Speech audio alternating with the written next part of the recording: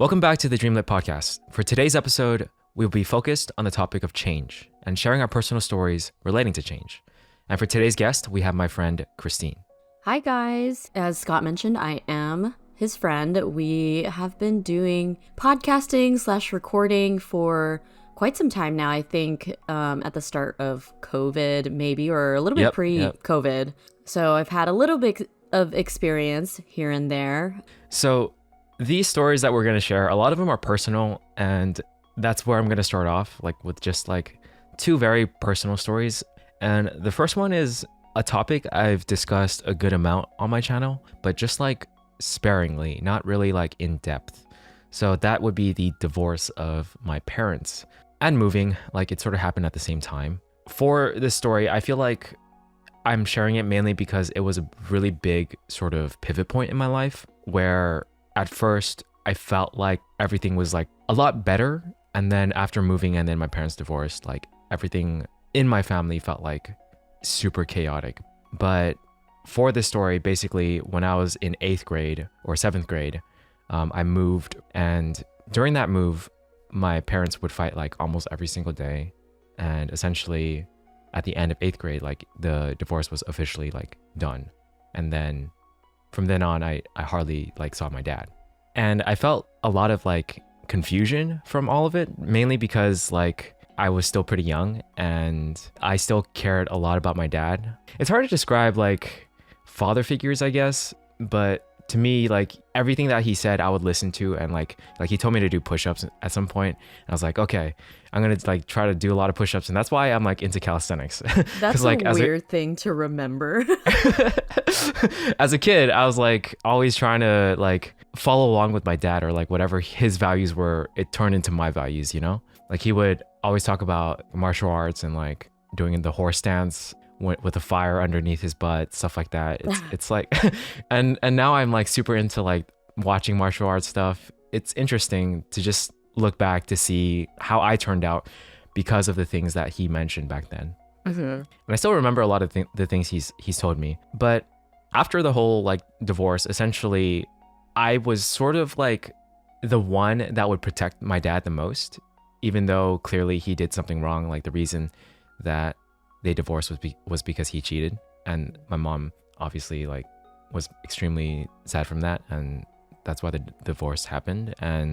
But for me, I didn't really understand the full implications of everything. So after the divorce happened, I was just confused. And then one day I just heard my mom crying.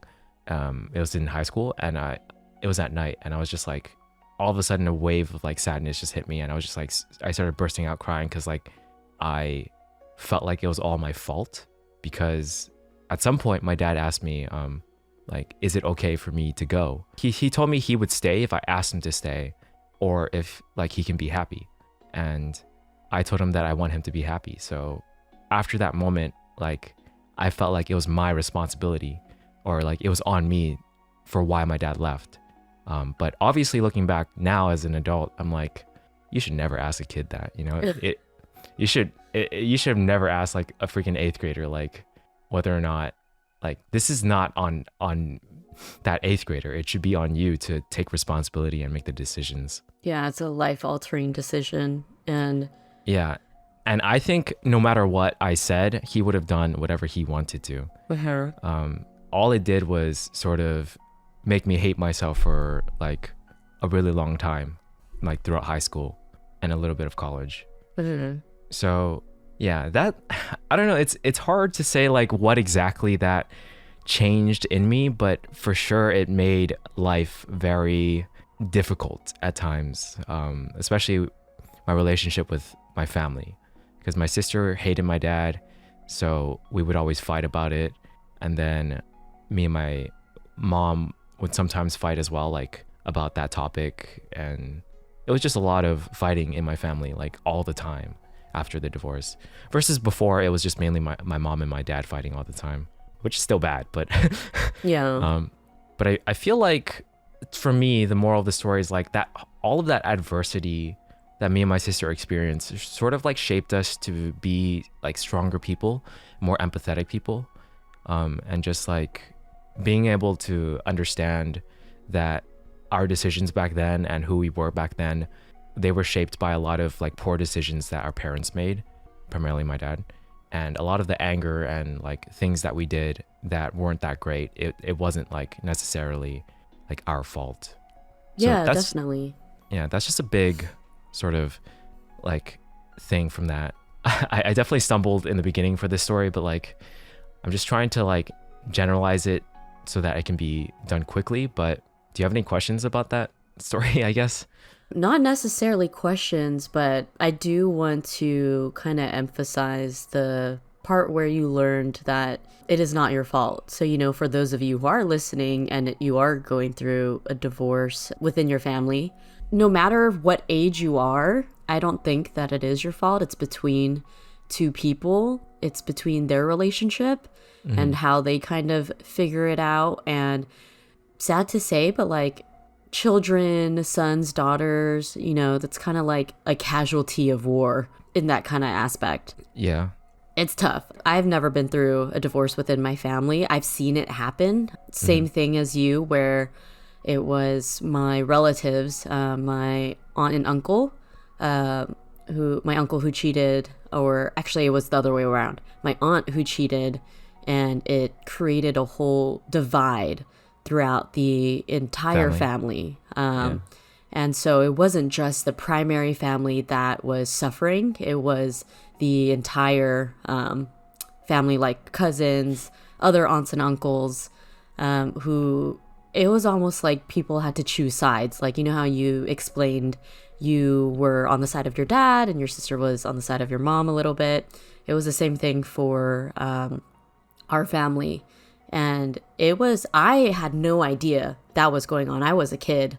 All of a sudden it was like, oh, we're not going to go to your uncle's house today. And I would be like, why? I love to hang out with my cousin, right? We're like peas in a pods to this day. Yeah. And we were like that back then because we were of the same age and we really only had each other. So I had no idea what was going on, and there was no explanation really to me as a kid. And I'm not really sure how you would even explain that to a child either. But you're right. None of that decision about like a parent moving on, choosing their happiness should be thrown on the child. But also, how do you explain a divorce to a child? Yeah. I mean, like, I feel like I understood like that. Obviously, they were going to be separated, right? Mm-hmm. Like, I feel like at the point you're in 7th or 6th grade, you have a decent understanding of the world in terms of like, this person is my dad, this person is my mom. Like, they're planning on not living together, or like they're like something happened. Yeah, that's like middle school, right? Yeah, that's middle school. Okay, yeah. For me, it was like elementary. I think I was in 2nd grade or something like that. Yeah, I mean, yeah, okay, that's way younger. Yeah. So just to clarify, I was never really on his side. It was more so I was trying to be neutral about the situation, or at least like not hate anyone, or not like, I guess I just didn't like that my sister hated him. But now as an adult, I'm like, I totally understand. Like, I totally understand. And yeah, I definitely felt like me back then still didn't fully understand everything. And that's even though I was in 7th grade. But there's just so much that you don't really truly understand until you're older. And I hated that saying when I was a kid too. I was just like, oh, you'll understand when you're older, blah, blah, blah. I'm like, but yeah. Why can't I understand now? Yeah. I get it. There's a lot that I've reflected on too in the past, and I'll talk about it, that now I kind of understand why my parents did what they did, or like why I thought the way that I thought. But I mean, what's life without regret? Well, maybe a more positive way to put it is like, what's life without like learning from a little bit of pain, a little bit of loss? Yeah, that's a way more eloquent and positive way to put it. I'm not negative, guys, I promise. Or a whole lot of pain and loss. But like I said, back then I was like extremely upset and sad about the whole situation. I was a very, very, very angry kid. And I think a lot of it came from My parents, for sure. And my dad, because he always yelled at my mom. We're both Asian, so it's like I'm pretty sure we've done the whole kneeling and like them hitting us with a hanger or belt or something. And I took that out on anyone and everyone. I was definitely a bully to my cousins when they were younger. Wow. Yeah. You're totally 360 now, Scott. Well, this episode's about change, so and I do feel very, very much like different from back then when I was angry all the time, and now I'm like super, like I try to be as like positive and like objective about like viewing certain things as possible. Okay, so how do you think, that experience kind of shaped your views on relationships and, your past relationships? Well, in terms of past relationships, which is another story I did want to mention at some point, it was like, I felt like it first made my relationships, or at least for romantic relationships, very, very bad. Like me seeing how my parents sort of interacted, it didn't help with shaping how I saw relationships, because I felt abandoned by my father, essentially. So my first sort of real relationship in high school, like when she tried to like break up with me, I basically begged her to stay, and she stayed with me because I begged her. So for a long time we stayed together, and it basically became a very toxic relationship. But at a certain point, we just completely stopped talking. This was like after we broke up, and we were still like good friends, but it was still somewhat toxic, so we just completely stopped talking. It was mainly her decision, but I think it was like a good decision made by her. I don't hold anything against her. I still think she's like a good friend and like a great person. It's just we weren't good for each other, if that makes sense. Yeah. So after we stopped talking is when I felt like my relationships and my platonic relationships and my friendships and my family social life became a whole lot better. Not all of it was better because we stopped talking, but a lot of it became better because I felt like I didn't depend on her anymore, or I had no choice but to fill the void with like trying to go out, having a social life, like talking to other people, trying to sort of see more people and understand them versus just like always going back to the single person and relying on them for everything. If that makes sense. Yeah. Like putting all my emotional sort of baggage on that one person. And it was like really, really not good. And this was like after college finished, right after college finished. So I think they're definitely tied together, but those are like two important stories that helped me change in a lot of ways. Yeah, definitely. I mean, I think the only kind of like muse, or not even muse, like we look up to our parents, right? And that was the sort of relationship they had. And I can see or agree that, it definitely impacted your future relationships, because you're probably in the mindset of like, I don't want whatever happened to my parents to ever happen to me. And you're always like anxious or like trying to not emulate that relationship that it probably affected your relationship too. Yeah, I mean, I think you might know this, but the reason I don't drink is because of my dad. Is because he would always come home drunk every day when I was a kid and yell at my mom and break stuff. And because of that, me and my sister told each other we would never drink. I have kept that up to this day, and I probably will for the rest of my life. I know obviously as an adult now, because we made that vow or promise as a kid, I know as an adult, it's like, drinking doesn't have to be that, Yeah. But my sister, she didn't keep it, which is totally fine. I understand, We interpret it in different ways. For her, it's like, she's not going to let that stop her from having fun and doing whatever she wants. And for me, it's more like, I want to keep that promise because I don't want to ever be like my dad. Yeah, yay for generational trauma.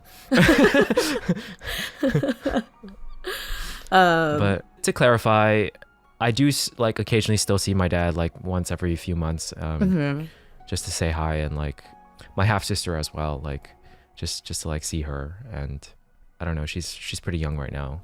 Just trying to be a positive influence for her, just because I know like my dad is still similar. So I'm like, I don't want her to go through the same thing, but it's tough. I'm not like her parents, so it's hard.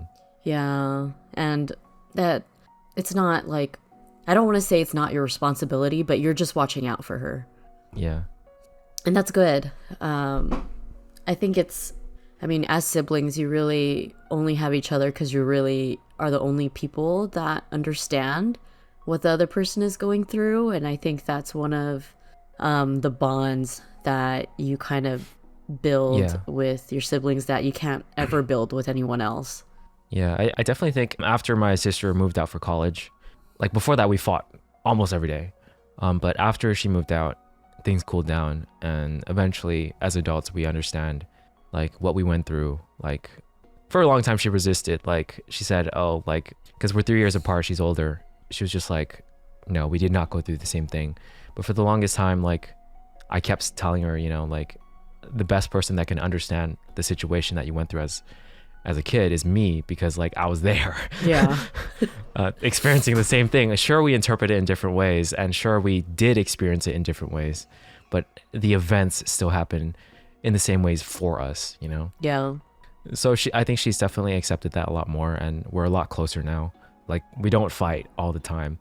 We still occasionally fight, but it's it's less about that stuff and more so just like sibling drama. Yeah, our personalities clashing. No, I get it. That is my sister and my brother. I have one sister and one brother, both older than me. My sister is 7 years older than me, and my brother is 6 years older. So I'm the baby. That's significant. Yeah. Yeah, so we definitely did not see eye to eye on anything.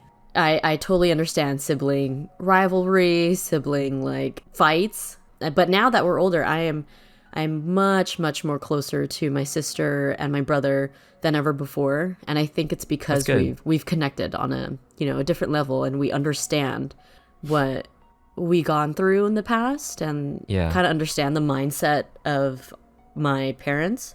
But yeah, I think that's a good segue into my first story. Sure. It's about death and, you know, how that kind of changes us, especially me, and my perspective on life and just similar to yours, like relationships in general. The death that I wanted to talk about is the death of my father. He died when I was in my first year of college. So definitely life altering for me. It was a huge change after moving from high school to college. You know, college was this thing that every high schooler kind of dreamed about, like, what is this experience? What is it going to be like? And during that first year when my dad passed away, or actually let me backtrack. Let me talk about sort of the relationship that I had with my dad. So similar to your dad, my dad cheated on my mom multiple times. It was something that I found out. I don't think my mom knew at first, but I was like snooping through, you know, whoa. What was that? Oh, you said whoa.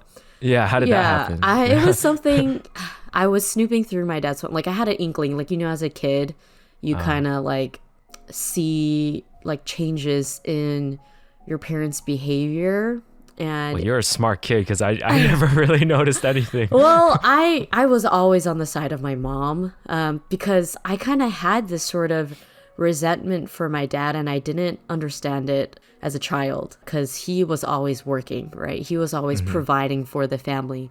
But my mom was always providing for the health of us, like the mental health of us and whatnot. She was the caregiver at home. She was the one taking care of us. So I was like, why are you out all the time? Like, how come you're not spending time with family? How come you're not treating my mom the way I want you to treat her? That's very similar. That's very similar. Yeah. So it was something like that. So I'm just like, well, I'm going to snoop on your phone. I'm going to see what's going on and what you're doing with your life outside of home. And that's when I I found these text messages and whatnot to different women. And I confronted my dad because I'm like, what the heck? I think at that point I didn't tell my mom anything. I'm just How old were you? How old were you then? This was when I was in high school. Okay. So not in elementary school, for sure.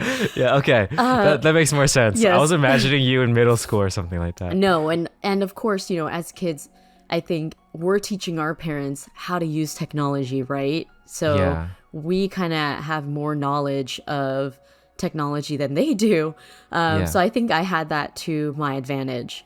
So I confronted my dad, like, what the heck was going on? Do you know, like, what you're doing to this family? Like, how could you do this sort of thing? Like, I think, whatever you see in the movies is kind of like the way I reacted. And I've had a lot of resentment because of that. Like, I was the one that found that. And I think my mom knew too, an inkling, and she found out.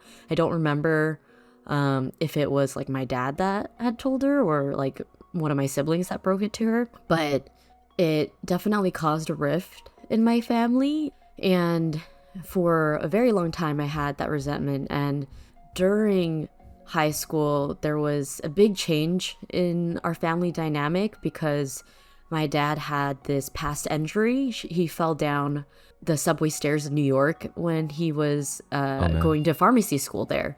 And that was a long time ago. I want to say like over a decade before all of this happened, right? And I think he fell down again, and it just kind of triggered that injury, and he had to get surgery for it.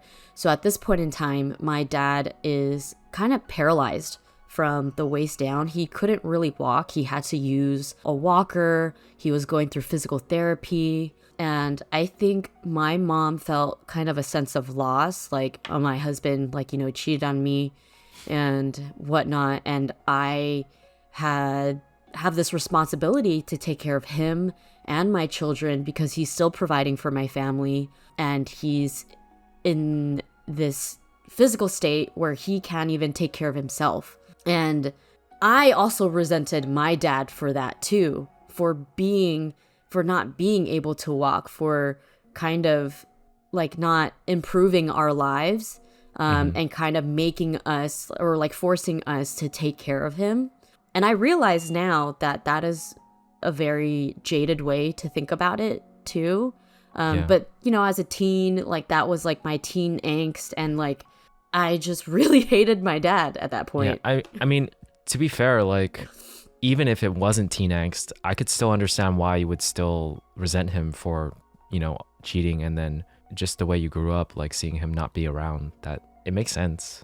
Yeah. And I think after his injury, he was forced to kind of stay home because he wasn't really mobile anymore, so to speak. Like, he could walk, but it was very painful for him and very slow. And even then, like, I still caught him like talking to these other women, and I didn't understand it. I didn't know why. I was like, hey, you have us. Why are you still doing this? Like, mom is still home. And whatnot. And I didn't realize until now that it was because he was lonely. He really wanted someone to talk to, and he didn't get that affection from us because, one, I hated him. I didn't want to talk to him. So I spent every time I could get away from the house. I would spend it with friends. I would not spend it at home because I didn't want to be in that environment. I didn't want to see him at all. And I remember very vividly, there was this one point in time I was taking a shower, and I remember thinking, like, what if my dad died? Like, what if, like, how would I feel, right? And, it was just shower thoughts, and I went about my day. And I, went and played board games with my friends at my friend's house. And then later on in the night, I got this call from my cousin from Canada. He was staying with us at the time, helping my mom and us take care of my dad. And he's like, you need to come home right away. Your dad isn't breathing. And I was like, what? He's like, yes, he's black. Like, his face is black. His lips are black. You need to come home. And I was like, okay, what the heck? So I came home. He wasn't breathing. We called 911. The paramedics came, and they were doing CPR on him. And I was getting ready to go to the hospital because I was like, okay, like, we have to get ready to take care of him. And a week or two before this, I remember going to the mall with my dad. I was trying to kind of reconcile my relationship with him. And I remember going to the mall with my dad because I was just like, hey, we should go on a walk. We should spend some time together. He was like, okay. Like, we did. We went to the mall. And I remember he really had to use the restroom. And because he couldn't walk, he had to wear diapers. And he ended up, like, pooping himself. And he was really ashamed to, like, be out with me and have that happen to him because he was only like 50 something. And I was like, Dad, like, it's okay. This is normal. Like, you have something going on with your physical health, and it's okay that you're going through this. And I remember talking that through with him. Yeah. And I'm sorry, this is like getting to me emotionally a little bit. No worries. So let me take a breath really quick. Yeah, no problem. So I remember coming home that day, trying to go to the hospital, but that didn't happen because he ended up passing away. And now, like a decade later, this happened in 2013. So a decade later, I just feel like a sense of regret for hating him so much, but realizing that my dad was only trying to provide for the family and trying to all right, let me take another deep breath. No worries. I did not picture this story going this way, by the way. I'm really glad that you can share it with us. Okay, I'm gonna take a drink of water too. Take your time. So now a decade later, I realize, a lot of his time, that the reason why he spent, all this time outside of the house, because he was trying to provide for our family. We immigrated here. He went and he was a refugee of the Vietnam War and whatnot, and we were sponsored to come to America. So he really was just trying to provide for the family. He was the breadwinner, so to speak. My mom did have a job, but her main job was to take care of us. So, thinking back on it now, I have a sense of regret of not understanding my dad. I don't resent him for the things that he did. I'm sad about, the way that it kind of unfolded. I think, maybe it would have been better had we spent more time with him, had we really talked about, what had happened and why I felt this way.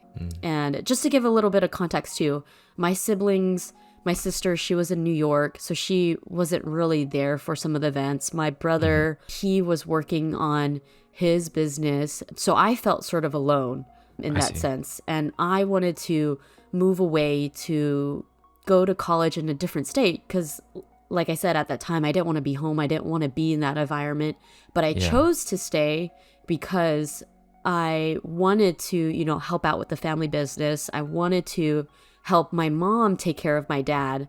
So I did feel a little bit alone because I felt like I chose my family over myself at that time.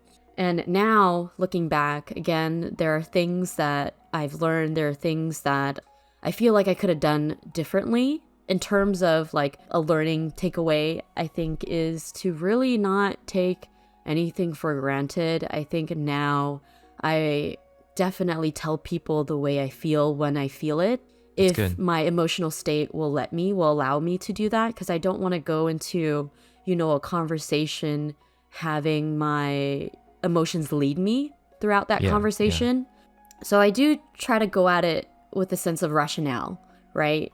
But I also want to nip anything in the bud, or at least just say my piece so that I won't regret it in the future, won't regret not being able to tell someone how I feel, or tell someone like, this made me feel this way, a certain way, or whatnot.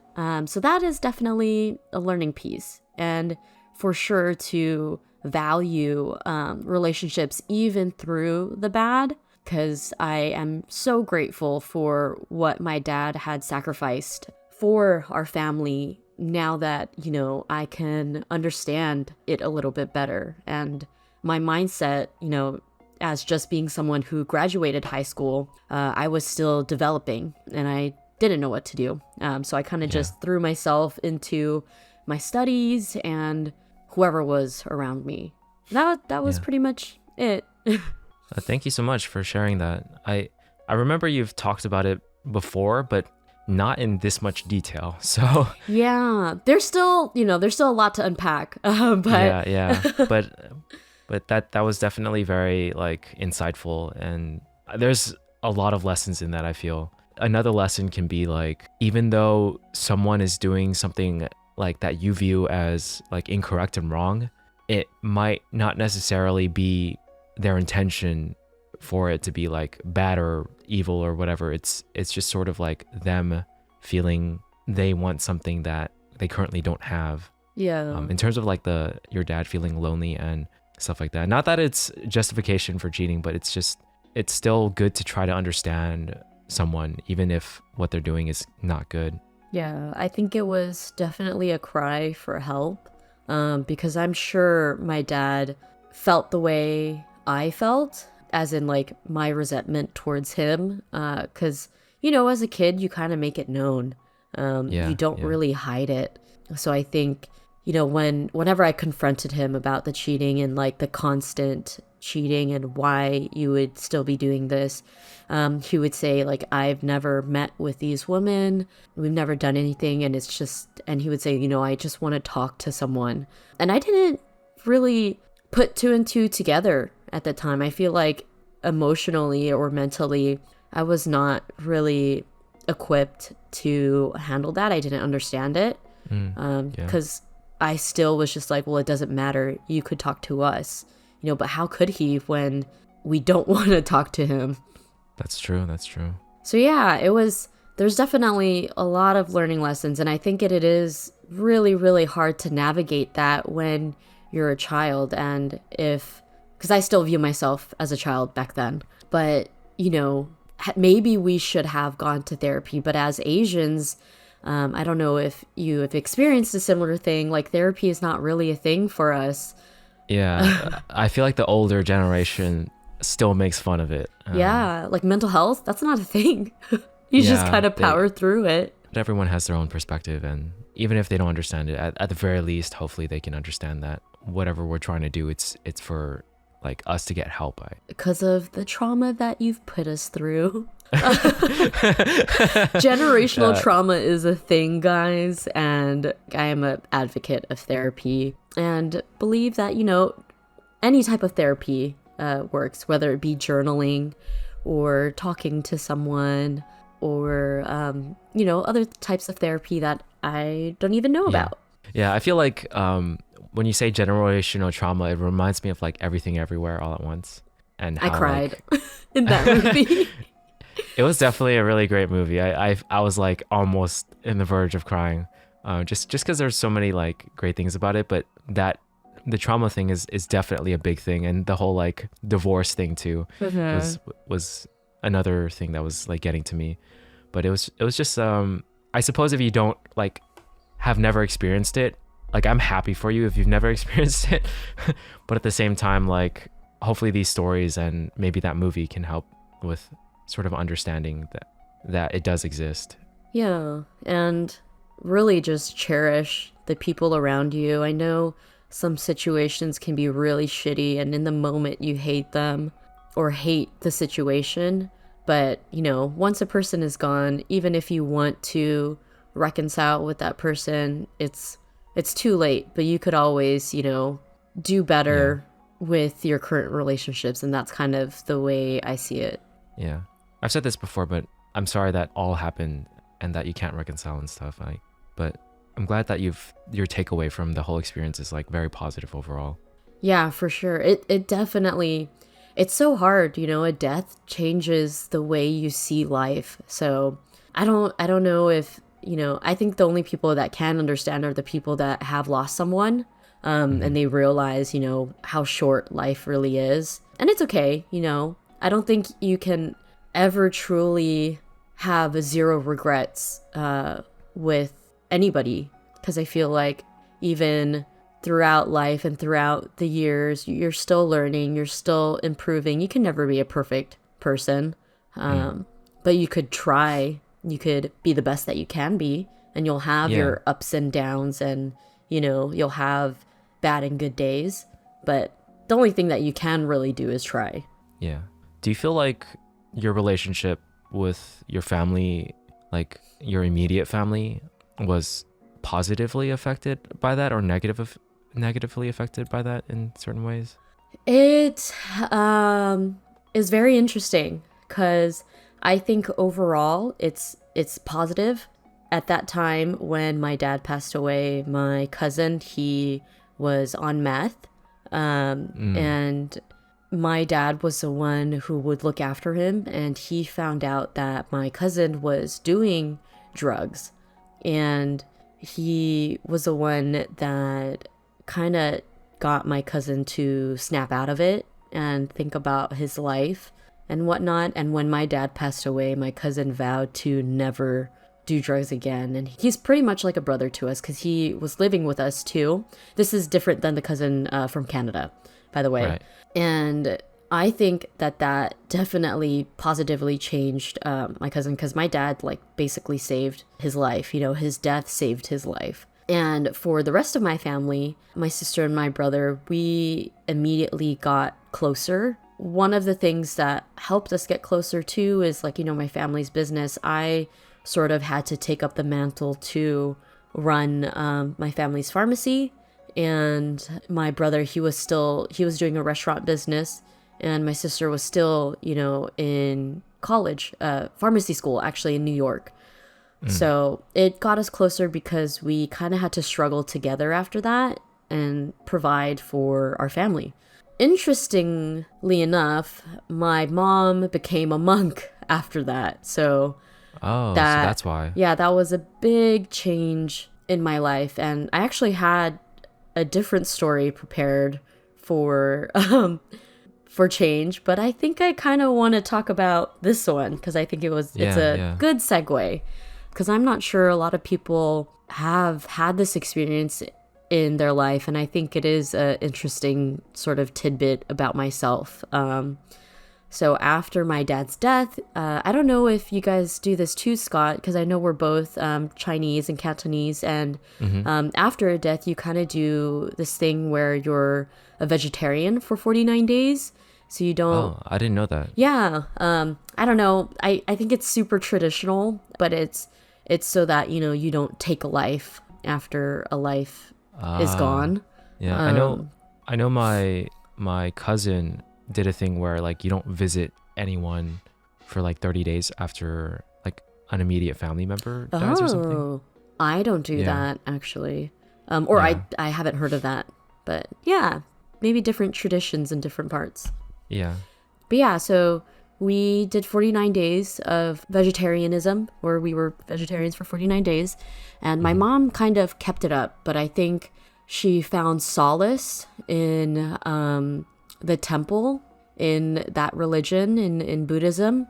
And I think leading up to those events, my mom kind of isolated herself. She didn't really speak to friends, because she was at home taking care of my dad and taking care of us. She didn't have time to really take care of herself.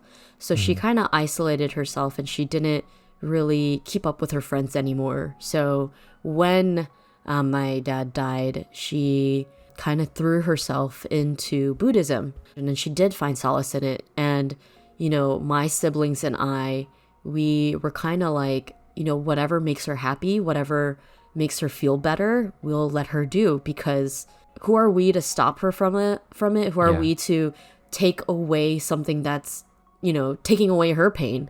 Everybody kind of deals with it on their own a different way. And if she finds relief in religion, then, so be it. And then as she progressed in that, she got really deep into the religion and decided to become a monk, and, ended up shaving her head. She became close with the other monks in the temple, and she is now really devout right? She still lives at home, but she does go to the temple. Like she devotes her life to the temple and to helping other people. And it's a big change in my life, because one of the things that they teach is that you need to let go of all emotional attachment, and that includes attachment to, your family and, your sons, your daughters. Like they can pretty much no longer be your family. Whoa, that seems kind of extreme. Yeah,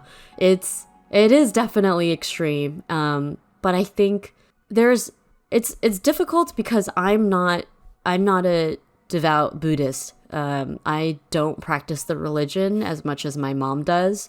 I do believe in karma and just be a good person. The teachings. Yeah, exactly. I do believe in that, but there's so many different aspects of Buddhism, just like there's so many different aspects of Christianity and Catholicism, and they all teach different things and they all have different values, right? But the one that I guess my mom is in, it's more like you shouldn't have any emotional attachment because you need to reach this certain point of enlightenment in order to be the highest point of yourself and to be that light for other people. And there's that whole reincarnation aspect to it too that is very high in regards in Buddhism, and that's what my mom is trying to reach, and it's almost like repentment as well. I see.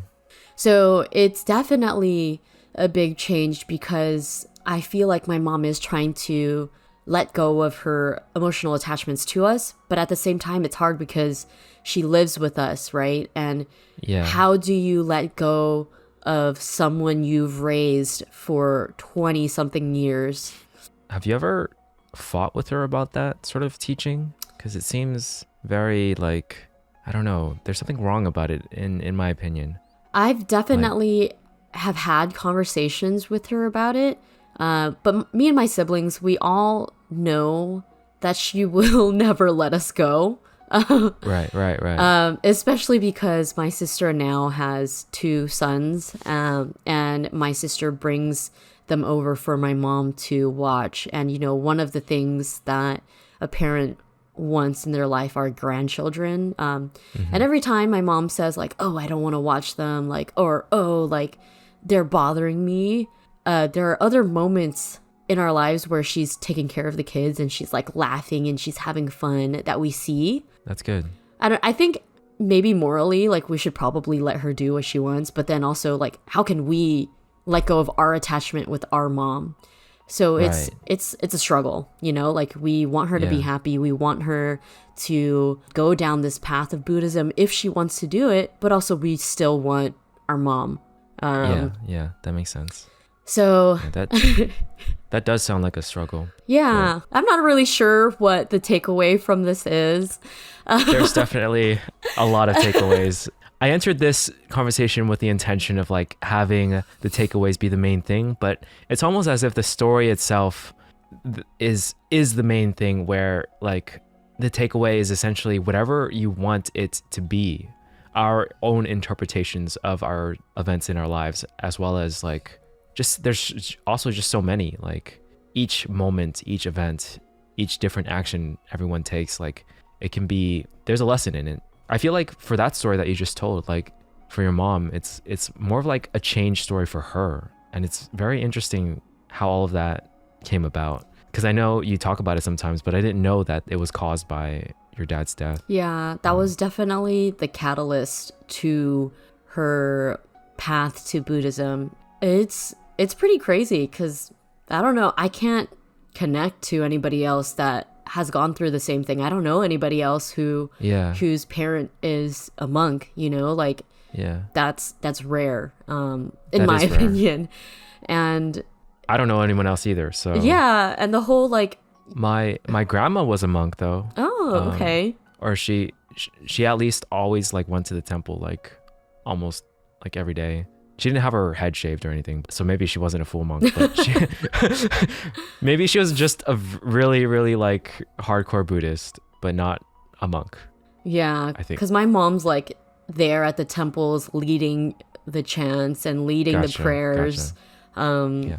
And My mom's also whatnot. Buddhist. But for me personally, I feel like I don't really practice the Buddhist stuff. I've went to the temples and done the prayers and stuff, but I've never really understood what was going on. I just kind of like did it because I was a kid, you know? Same. I don't even understand, like, you know, what it means. Like, why do we have 3 incense each time we light an incense? Yeah, yeah, or like why we do the whole like the kowtow thing where we like just Yeah. hold our hands together and like sort of just bump the stool or something. Yeah. And also, I guess maybe like the whole emotional aspect, the whole like detaching yourself from your kids and, you know, reaching that enlightenment. I don't want to grieve another parent who is still alive. So I think Right. that's also why it's hard to let go. But yeah, and Thank you for sharing that story too. yeah, of course. I feel like your stories are very, very insightful. So I'm super glad, because like the other stories that I was gonna mention was just like talking about like YouTube related things and like different sort of like philosophies that I've been adapting lately. But I feel like that can be saved for a different time because it doesn't relate at all to like what we've talked about. Catch us in part 2, guys. YouTube change. Yeah, but definitely like thank you so much for coming on and sharing these stories. I definitely feel like on both sides there's a lot more to unpack from these stories, but for now I'm happy that we got to share a lot of our personal stories that helped change us and shape us in a positive way. Yeah, and you know, for those of you who are listening who have questions, at least for my story, or who's going through something similar like a death or, you know, trying to go through life, like feel free, if you have any questions, feel free to drop them down. I'm more than happy to answer that or just help in any way that I can because I've been there. Thank you for that. And same with me. If you have any like concerns or questions about like divorce or just like relationship stuff, yeah, feel free to let me know and I'll do my best to answer you guys in the comments. But for now, if you guys enjoyed this discussion between me and Christine, go ahead and give this video a like and subscribe, and we'll catch you guys in the next one.